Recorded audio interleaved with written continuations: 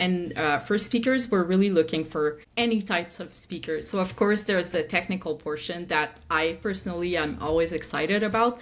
But I feel like to this day, people are still getting started with WordPress. So just being able to talk about anything that is going to allow people to understand better the platform, especially now that we're more in the blog sphere. Absolutely. Excellent. All right. Very exciting. As you're getting involved with the group and you're working with this open source project, has there been any surprises about working with these people and building towards WordCamp Canada? Yeah, I would say no surprises. The contrary, as in everyone's been so nice, and it's always been my experience with the WordPress community. So yeah, like a very welcoming group. So again, if people want to volunteer, they will quickly realize that they're just going to make friends all around, and everyone's just getting excited to get to meet one another in person. Hey everybody, it's Roger with Kinsta. Today I'm joined by a new friend, Sofia. Hey Sofia, how are you? I'm good, and you? I'm doing really well. It's Friday, so it's, Friday. And I'm also excited to talk with you. You work at Kanopi Studios. Kinsta's a partner with Kanopi, so it's always good to get to know our partners more. Today, though, we want to talk about WordCamp Canada a little bit. Before we get into that, though, I'd love to hear more about you and how you got into digital marketing. For sure. I've been in this space for about 20 years now. So I actually studied in software programming. And when I started looking for a job out of college, I ended up straight into marketing. So the first jobs I did were doing newsletters for Future Shop and Best Buy. And then, really discovered like front-end development and completely fell in love with it. So my background with software programming was interesting for backend, but I just loved the user experience and all of that. And I really traveled through all of this, worked in many agencies, also freelanced for about 8 years. Now I'm back in the agency life in a place where I love working. And just getting more opportunities to work with, especially nonprofits at Kanopi. So it's been a really, really nice ride so far. Excellent. All right. So just to unpack for a little bit there, it's interesting how few people have actual software education as a background who work in WordPress. So it's always nice to run into somebody who's experienced the formal training, as it were. How do you see what you learned in school informing your work with front end and with WordPress? Yeah, I think it really set me up for success with understanding other languages. So I think it's more the aspect of the reasoning with things that I don't know. One interesting thing is the technology I learned was actually .NET. Yeah. And as soon as I got out of school, I couldn't find any work related to that. Everyone was doing PHP.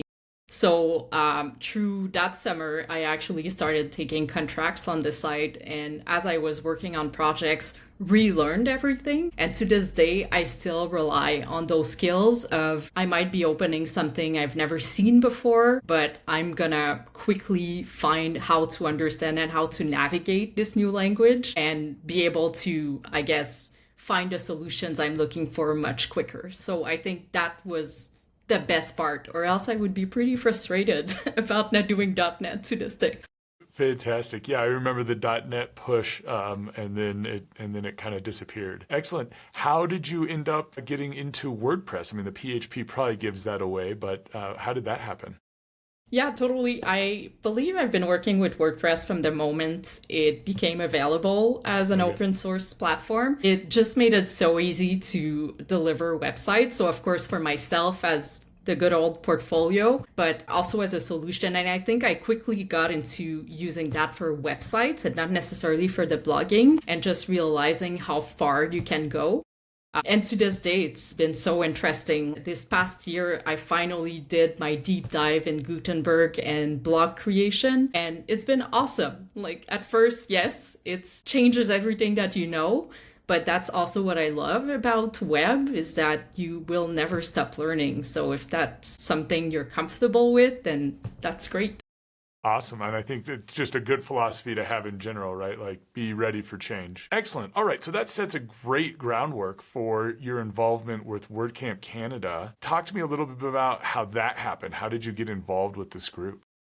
Yeah, it was super organic. So in my general experience, I've never done anything with WordCamp Canada. I did attend WordCamp Montreal before when it was quite active in the city. I've also attended for the first time 2 years ago WordCamp US. So that's how I started realizing that something was happening in Canada. And yeah, it was super organic, as in I just joined a Slack channel. I was curious about what was happening this year, and I saw that they needed help with the French translations. And I was like, great, I'm a French speaker, as you can probably guess with my accent.